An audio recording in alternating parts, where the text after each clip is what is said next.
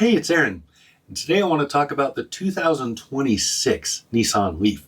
So this is a new generation. I believe it's the third generation of the LEAF, and it's still what it has always been.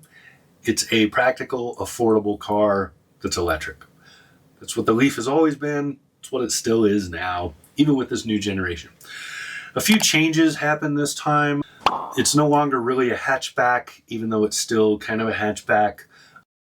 It's kind of gone crossover. It's lifted a little bit, a few other things. That's to appeal to a wider audience, I think, more than anything else.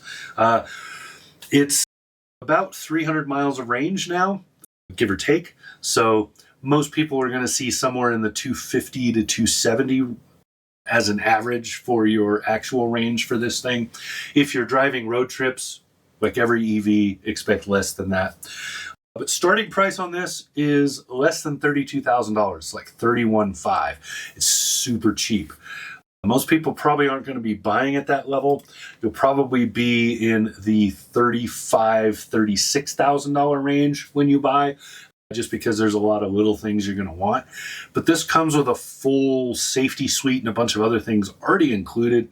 It's also, there's been complaints that I've seen out there that it's not fast charging, but honestly, the amount of times that you're going to need a really fast DC charger, super rare.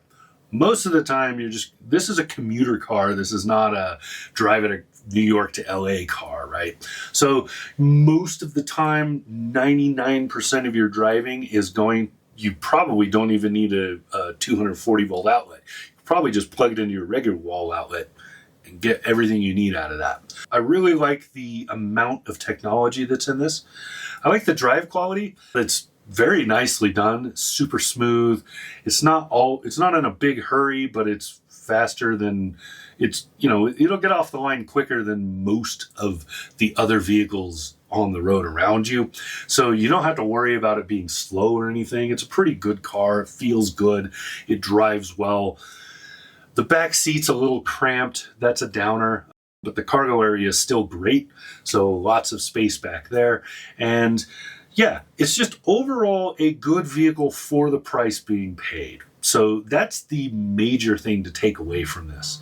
So you're not paying a whole lot of money. You can't expect to have a whole lot in return. So it just kind of hits that mark, does what it needs to do, and is good to go. So there are some things to think about with this car. Base horsepower is 174. That doesn't sound like much, but it's actually a lot because it's immediate torque. So you're getting all that power right away.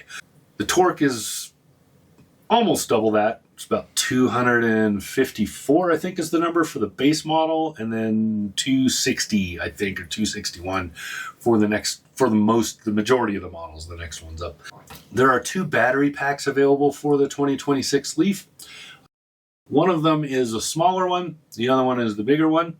Most people are probably going to be fine with that smaller one, but I know that in their minds and in buying, they're going to go to the bigger one anyway. The bigger one is EPA rated at 303 miles of range.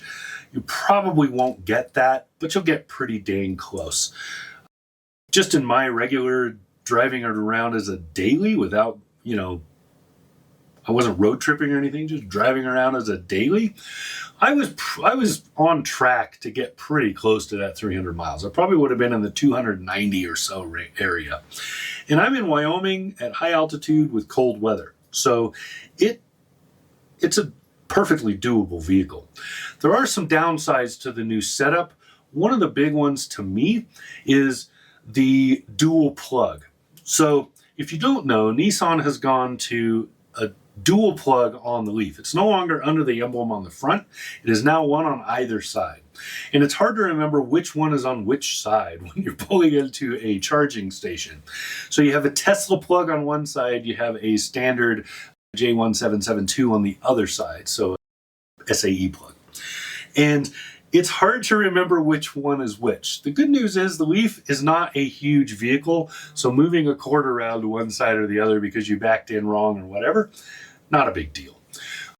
Now, charge times The J1772 plug does not have the extra 2 little circles on the bottom. That means 2 problems. One, can't charge very fast. You're kind of limited at that point to about 50 amps. So I can charge it on my home charger just fine, but here's the second problem. If I pull into a fast charger, a DC fast charger or regular fast charger at, say, Electrify America, I can't plug it in because their plugs have both the round and the 2 little rounds on the bottom for the controllers. And this does not have those bottom ones, so there's nowhere for them to go on the plug. So it won't plug in. But probably what Nissan was thinking, what the engineers were considering there, is most people at home probably have an SAE plug.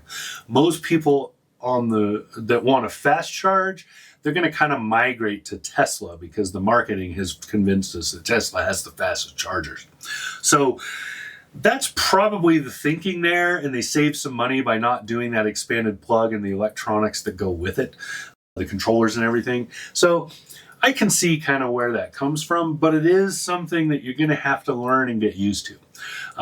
That, to me, was the only really big downer for this vehicle. It doesn't come with any cords by default.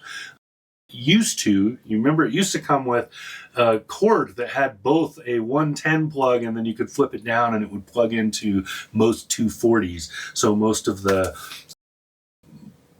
faster, higher amperage plugs. So it doesn't come with that anymore, but you can still get those things. They just don't come with it by default anymore. So overall, I really like the Nissan LEAF. It's a great vehicle, drives really well. It's pretty cheap. It's one of the cheapest EVs you can get right now. And it just covers all the bases. So what I see, I've looked at a couple of other reviews of this that people have done, other people in the business, and I don't agree with them. They're downplaying it, saying, oh, there's way better options out there. Not for this price tag, there isn't. That's the big one, is, yeah, I can get a better EV. I love the Ford Mach-E. I love the Kia, all of them, actually. They've got a handful of, Kia and Hyundai have a handful of electric. I love all the Ioniqs. I love all the EVs. Yeah, there's a lot of great options, but there aren't very many options at less than $35,000. Most of them are in the 40 plus range. So that's where the LEAF really needs to be considered. This is not your Mustang Mach-E made to go as fast as possible, and it happens to be an SUV that you can fit 5 people in. This is a entry-level A to B vehicle for somebody who wants an electric car, but wants all the good stuff, the safety and everything else, and wants the useful roominess and cargo space, but doesn't want to spend that premium price. That's where this is. And honestly, I think it's great. It fits that, and it's pretty much the only one of those on the market right now. That's going to change soon, I think, but right now, this is really it. So the LEAF has always fit this, and it has always done well at it, and it's only getting better. So as far as I'm concerned, the LEAF is a great little vehicle. So yeah, that's what I got to say. All right. This has been Aaron. I was supposed to say something else. 2026 Nissan LEAF. Something like that. Yeah. Anyway. All right. This has been Aaron. Talk to you again soon.